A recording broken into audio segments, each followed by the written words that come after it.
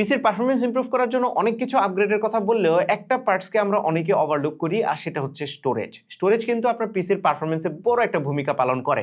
যেমন আপনি খুব হাই স্পিডের একটা প্রসেসর লাগাইলেন, কিন্তু সেই প্রসেসর যদি ফাইল অ্যাক্সেস করার সময় দ্রুত অ্যাক্সেস না করতে পারে, তাহলে তার প্রসেসিং স্পিড কিন্তু বটলনেকে পরিণত হবে। যে কারণে নতুন পিসি বিল্ড করার সময় যেমন খুব ভালো মানের একটা স্টোরেজে ইনভেস্ট করা উচিত, পাশাপাশি পরবর্তীতে যদি আপনার পিসির পারফরমেন্স ইমপ্রুভ করার জন্য কোনো পার্টস আপগ্রেড করতে চান, তাহলে স্টোরেজটাকে কনসিডার করা অনেক জরুরি। আমাদের স্টুডিওতে আমাদের ভিডিও এডিটরের জন্য একটা পিসি আছে, যেই পিসিটাতে রিসেন্টলি আমরা খেয়াল করলাম যে কিছুটা স্লো হচ্ছে, পাশাপাশি স্টোরেজেরও দরকার, এবং আমরা ডিসাইড করলাম এটাতে একটা ভালো মানের এসএসডি লাগাবো। অ্যান্ড সেই এসএসডিটা আজকে কোনটা লাগাচ্ছে সেটা নিয়ে কথা বলবো। সো আমরা মূলত চুজ করেছি লেক্সারের একটা এসএসডি, অ্যান্ড এই এসএসডিটা লাগানোর পর এটার পারফরমেন্স কেমন হচ্ছে, আমাদের ওভারঅল এডিটিং এর পারফরমেন্স বেটার কতটুকু হয়েছে, সেই সাথে গেমিং এর বেলায় এই ধরনের এসএসডি আসলে কেমন ইমপ্রুভমেন্ট নিয়ে আসে, এই সব কিছু নিয়ে কথা বলবো। পাশাপাশি এসএসডি কেনার সময় আপনাদের কোন কোন বিষয় মাথায় রাখা উচিত সেই জিনিসগুলোও জানাবো। যারা এসএসডি ওয়ার্ল্ডে নতুন বা স্টোরেজ আপগ্রেড নিয়ে খুব বেশি একটা প্যারা নেন না কিংবা জানেন না, তাদেরকে কিছু ইনফরমেশন দিব যেগুলো আপনাদেরকে হেল্প করবে। অলরাইট, শুরুতেই আমরা এই এসএসডিটা পিসিতে ইনস্টল করি এবং ইনস্টল করার পরে এটার পারফরমেন্স বানানোর জিনিসপত্র নিয়ে কথা বলবো। সো আজকে আমরা যে এসএসডিটা ইনস্টল করছি এটা হচ্ছে লেক্সারের NM790 M.2 PCIe Gen 4x4 NVMe SSD, আর এই এসএসডিটার ক্যাপাসিটি হচ্ছে ম্যাসিভ 2 টেরাবাইট। এখন অনেকে হয়তো এটার প্রাইস সম্পর্কে জানতে চাইবেন, মার্কেটে প্রাইসের যা অবস্থা আসলে, কারণ র্যামের পরে সবচেয়ে বেশি প্রাইস বেড়েছে এই স্টোরেজের, যেগুলোতে স্পেশালি ডিরাম থাকে। ডিরামের বাইরেও এসএসডিতে দাম অনেক বেড়েছে।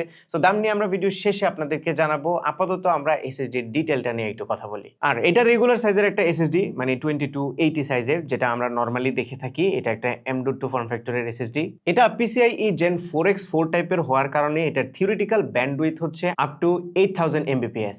আর ব্র্যান্ডের ক্লেম অনুযায়ী এই এসএসডিটার রিড স্পিড হবে up to 7400 megabyte per second এবং সিকোয়েন্সিয়াল রাইট স্পিড হবে up to 6500 megabyte per second. এবং আমরা এই ক্লেমটা টেস্ট করব, আমাদের রিয়েল লাইফ ইউজ কেসে কি স্পিড পাওয়া যাচ্ছে কিনা সেটা আপনারা ভিডিওর মাঝখানে জানতে পারবেন। আর এই এসএসডিটাতে কন্ট্রোলার হিসেবে ইউজ করা হয়েছে Maxio MAP1602, এবং এটা ডিরামলেস এসএসডির জন্য বেশ কমন একটা কন্ট্রোলার। অলদো ফিশন কিংবা স্যামসাং এর মতো অত পপুলার না, তবে রিয়েল লাইফ ইউজ কেসে এটা বেশ স্টেবল এবং রিলায়েবল। আর এটার ফ্ল্যাশ টাইপ হচ্ছে 3D TLC NAND।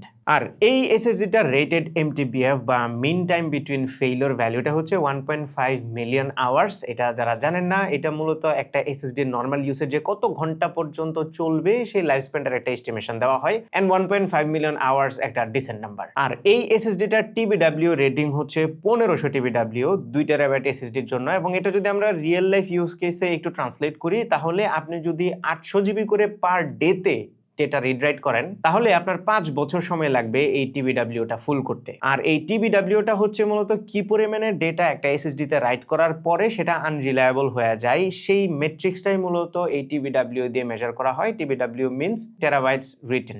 একটা এসএসডির ওয়ারেন্টির জন্য এটা খুবই গুরুত্বপূর্ণ। আপনি যদি ওয়ারেন্টি পিরিয়ডের আগেই TBW শেষ করে ফেলেন, মানে অতিরিক্ত ডেটা রাইট করে ফেলেন, তাহলে কিন্তু এই এসএসডিটা আর ওয়ারেন্টির আওতায় আসবে না। এবং একবার যদি TBW ফুল হয়ে যায়, তাহলে কিন্তু সেই এসএসডিটা খুব একটা বেশি হবেও না। আর এই এসএসডির জন্য এই TBW ভ্যালুটা আমাদের কাছে মোর দেন এনাফ মনে হয়েছে। এইবার আমরা এই এসএসডির কিছু বেঞ্চমার্ক দেখব, এবং বেঞ্চমার্কটা প্রেজেন্ট করবে আপনাদের সামনে আমাদের টিম মেম্বার খালিদ আমার চাইতেও বেশি পিসি এনথুজিয়াস্ট, এবং সে এই জিনিসটা নিয়ে পুরা টিঙ্কারিং করেছে, বেঞ্চমার্কিংও করেছে। সো এই এসএসডিটার বেঞ্চমার্ক যেহেতু সে করেছে, তাই আমরা খালিদের থেকে শুনি বেঞ্চমার্কের স্কোরটা কেমন ছিল।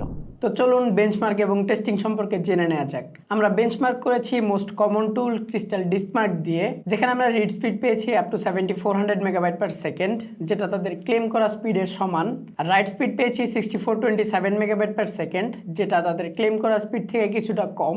তবে PCIe Gen 4x4 টাইপের এসএসডির ক্ষেত্রে এটা মোটামুটি ডিসেন্ট বলা যায়। এরপর ফাইল ট্রান্সফার টেস্ট, আমরা প্রথমে 50 জিবির একটা ফাইল ট্রান্সফার করে দেখি। এসএসডি থেকে পিসিতে এই ফাইলটা ট্রান্সফার হতে সময় লেগেছে 25 সেকেন্ডের মতো, আর যার স্পিড ছিল 2 Gbps বা 2000 মেগাবাইট পার সেকেন্ড। সেম ফাইলটা আমরা পিসি থেকে এসএসডিতে ট্রান্সফার করি, যেখানে সময় লেগেছে 15 সেকেন্ডের মতো এবং স্পিড ছিল 3.5 Gbps এর আশেপাশে। এরপর আমরা 100 জিবির একটা ফাইল ট্রান্সফার করি। পিসি থেকে এসএসডিতে ট্রান্সফার হওয়ার সময় এভারেজ স্পিড ছিল 3 Gbps এর আশেপাশে এবং সময় লেগেছে 32 সেকেন্ডের মতো। সেম 100 জিবির ফাইলটা আমরা যখন এসএসডি থেকে পিসিতে ট্রান্সফার করি তখন সময় লেগেছে 1 মিনিট 56 সেকেন্ডের মতো। আর স্পিডের ক্ষেত্রেও 50 জিবি পর্যন্ত আমরা কনস্ট্যান্ট 2 জিবিপিএস এর আশেপাশে স্পিড পাচ্ছিলাম। এরপর স্পিডটা কমে এভারেজ 500 মেগাবাইট পার সেকেন্ডের আশেপাশে চলে আসে। এই স্পিড ড্রপের একটা কারণ আছে, সেটা একটু এক্সপ্লেন করে নেই। আমাদের টেস্ট সিস্টেমে যে এসএসডিতে আমরা ফাইল ট্রান্সফার করছিলাম সেই এসএসডিটাতে ডিরেম নেই। এখন অনেকে আবার প্রশ্ন করতে পারেন এই স্পিড ড্রপের সাথে ডিরেমের সম্পর্ক কি। ডিরেম হচ্ছে ডাইনামিক র্যান্ডম অ্যাক্সেস মেমোরি। এটা এসএসডিতে থাকে এমন একটা হাই স্পিড মেমোরি যা ক্যাশ বা বাফার হিসেবে ইউজ হয়। এর মূল কাজ বা বেনিফিট হচ্ছে ম্যাপিং টেবিল সংরক্ষণ করা, বড় ফাইল ট্রান্সফারের ক্ষেত্রে রাইট বাফার হিসেবে কাজ করা, ফ্রিকোয়েন্টলি অ্যাক্সেস করা ফাইলের ক্ষেত্রে রিড ক্যাশ হিসেবে কাজ করে, এছাড়া গার্বেজ কালেকশন এবং ওয়্যার লেভেলিংও করে। এগুলোই মূলত ডিরেমের কাজ। আমাদের টেস্ট সিস্টেমে যদি ডিরেম থাকতো তাহলে এই স্পিড ড্রপটা এত দ্রুত দেখতে হতো না। তবে লেক্সারের এই এসএসডিতে কিন্তু এইচএমবি এবং এসএলসি ক্যাশিং আছে। এইচএমবি হচ্ছে হোস্ট মেমোরি বাফার, যা আপনার সিস্টেমের র্যামের ছোট্ট একটা অংশকে ধার করে সেটাকে ম্যাপিং টেবিল হিসেবে ইউজ করে। যদিও এতে কিছুটা বেনিফিট পাওয়া যায়, তবে সেটা ডিরেমের মতো না, কারণ ডিরেমটা সরাসরি এসএসডির মধ্যেই থাকে আর এইচএমবির কাজ করতে হলে সেটা বিভিন্ন ইন্টারফেসের মধ্যে দিয়ে কাজ করতে হয়। ভারী ওয়ার্কলোডের ক্ষেত্রে এটা খুব একটা সুইটেবল না। এবার আসি এসএলসি ক্যাশিং নিয়ে। এসএসডি নিজের ন্যান্ড ফ্ল্যাশের একটা অংশকে এসএলসি বা সিঙ্গেল লেভেল সেল হিসেবে ইউজ করে, যেটা খুব দ্রুত ডেটা রাইট করতে পারে। প্রথম দিকে ফাইল ট্রান্সফার করলে এসএলসির অংশটাতেই ফাইলগুলো রাইট করা হয়, পরবর্তীতে সময় বুঝে ন্যান্ডের বাকি অংশতে এটা স্প্রেড করে দেয় বা স্টোর করে, যার ফলে ইনিশিয়ালি এর স্পিড অনেকটা বেশি পাওয়া যায়, তবে ক্যাশ লিমিট ফুল হয়ে গেলে এর স্পিডটা কমতে থাকে। লেক্সারের এই এসএসডিটাতে এই ক্যাশ লিমিট ডাইনামিকলি অ্যাডজাস্ট করা হয়, আপ টু 280 জিবি পর্যন্ত হতে পারে। এই ক্যাশ লিমিটটা কতটুকু হবে এটা ডিপেন্ড করবে আপনার স্পেস কতটুকু ফাঁকা আছে তার উপরে। আমাদের টেস্ট সিস্টেমে যেখানে ফাইলগুলো ট্রান্সফার করছিলাম সেখানে 50 জিবির পরে এর ক্যাশ লিমিটটা ফুল হয়ে যায়, যার ফলে কিন্তু আমরা স্পিড ড্রপটা দেখতে পেয়েছি। এবার চলুন হিটিং সম্পর্কে একটু ধারণা দেই। এই এসএসডিটার অপারেটিং টেম্পারেচার হচ্ছে 0 to 70 ডিগ্রি সেলসিয়াস। আমাদের টেস্ট এবং বেঞ্চমার্কের ক্ষেত্রে এর টেম্পারেচার আইডল অবস্থায় 40 ডিগ্রির আশেপাশে ছিল, এভারেজে ছিল 50 to 55 ডিগ্রির আশেপাশে এবং ম্যাক্সিমাম 60 ডিগ্রি পর্যন্ত এর টেম্পারেচার উঠতে দেখেছি, যা এর টেম্পারেচার লিমিটের মধ্যে থাকার কারণে আমরা কোনো প্রকার পারফরমেন্স ড্রপ লক্ষ্য করিনি।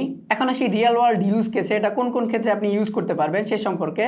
নর্মাল অফিস বা ডেইলি ইউজের ক্ষেত্রে এটা বেশ ভালো একটা অপশন, এর পারফরমেন্স আপনাকে স্যাটিসফাই করবে। গেমিংয়ের জন্য এটা বেশ ভালো একটা অপশন হতে পারে, কারণ বর্তমান সময়ে ডিরেম সহ এসএসডির প্রাইস অনেক বেশি আর গেমের সাইজগুলো দিন দিন অনেক বড় হয়ে যাচ্ছে। এজন্য বেশি ক্যাপাসিটির জন্য আপনারা ডিরেমকে স্কিপ করতে পারেন, কারণ গেমিংয়ের ক্ষেত্রে ডিরেম না থাকলেও এর পারফরমেন্স মোটামুটি স্টেবলই থাকে। একদম যদি হার্ডকোরের গেমার না থাকেন তাহলে এর ডিফারেন্সটা খুব একটা লক্ষ্য করবেন না।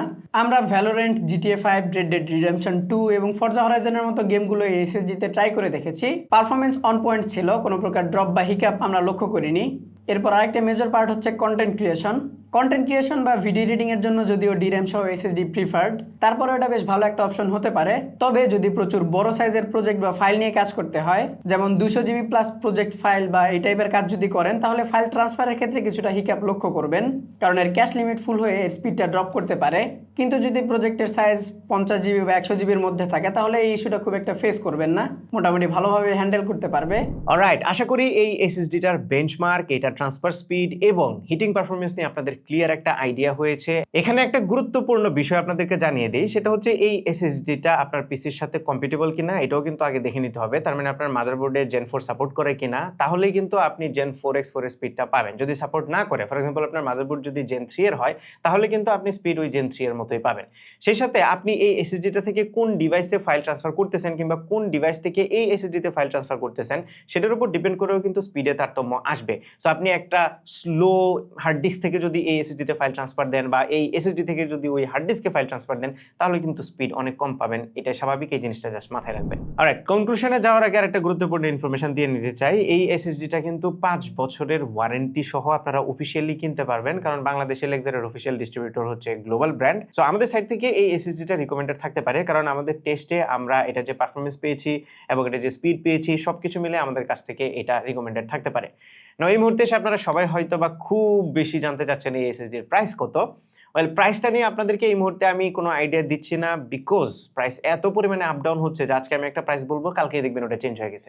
যে কারণে আমি ডিসক্রিপশনে লিঙ্ক দিয়ে দিব, বরং আপনারা ওই লিঙ্কে যদি চলে যান তাহলে একদম রিয়েল টাইম প্রাইসটা আপনারা দেখতে পারবেন, তাহলে আপনার পারচেজ ডিসিশনটা আরও ইজি হয়ে যাবে।